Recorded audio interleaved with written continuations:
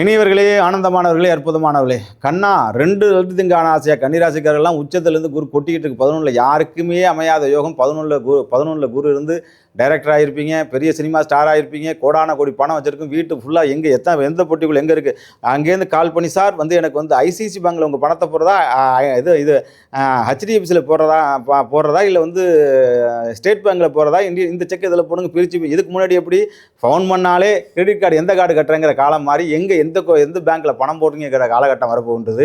ஏன்னா 11 குரு lottery ticket அடிக்க போது, உச்சத்தில் இருக்க போது. இந்த மாதிரி ஒரு உச்சம் பெற்ற நாளில் தான் பார்த்தீங்கன்னா அர்ஜுனன் பார்த்தீங்கன்னா போரில் மகாபாரதத்தில் வெற்றி பெற்றான். அப்படியாப்பட்டாருக்குன்னு 2 கட்டுக்குதுனாங்க. இல்லை இந்தியன் பேங்க்கில் வேணா சுவிஸ் பேங்கில் உங்கள் பணத்தை கொண்டு போடுங்கிற அளவுக்கு பணத்தை சம்பாதிக்க போகிறீங்க.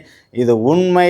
ஏன்னா கேது போய் அமைகின்றார். கேலோ யோகம், கோடீஸ்வர யோகம். குருவும் கேதுவும் சேர்றதுங்கிறது கோடீஸ்வர யோகம். சுவிஸ் பேங்க்கே போயிட்டு வந்துடுங்க. யாராச்சும் வரணும்னு ஆசைப்பட்டீங்கன்னு சொல்லுங்கள், சுவிட்சர்லாந்தில் நான் கைட் பண்ணுறேன். ஆகவே நண்பர்களே, பெரிதனும் பெரிதுகள், எண்ணத்தில் பெரிதும் பெரியகள், அதாவது திங்க் பிக்னு சொல்லுவாங்க. பெருசாக நினைங்க, பெருசாக அடைவீங்க, பெருசாக உச்சத்தை அடைவீங்க.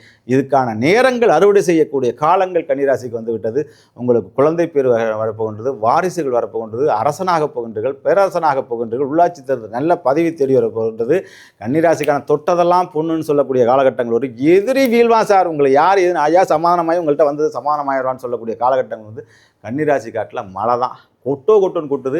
ஒரு கொட்டு குருனாலும் இன்னொரு கொட்டு குரு, ரெண்டும் கேது கொடுக்க யார் தடுப்பார், குரு கொடுக்க யார் தடுப்பார்ங்கிற மாதிரி யாருமே தடுக்கலை. வாங்கணும் நவகிரகங்களும் பட்டுக்கம்பளம் வீசி உங்களை வரவேற்று செல்ல கொண்டு கோளாறு பதிகத்தை படியுங்கள், திருப்பாம்பரம் செல்லுங்கள், ஆலங்குடி செல்லுங்கள். உங்கள் வாழ்க்கை ஐஸ்வர்யமாகவும் ஆனந்தமாக மாறும். ஒரு தடவையேனும் உங்களுக்குரிய ஜோதிலிங்கம் என்று சொல்லக்கூடிய பீமாசாங்க சென்று வாங்கள். 12 ஆண்டு காலக்கு நீங்கள் தான் அரசன் சக்கரவர்த்தி. வாழ்த்துக்கள், வாழ்க வாழிய பல்லாண்டு.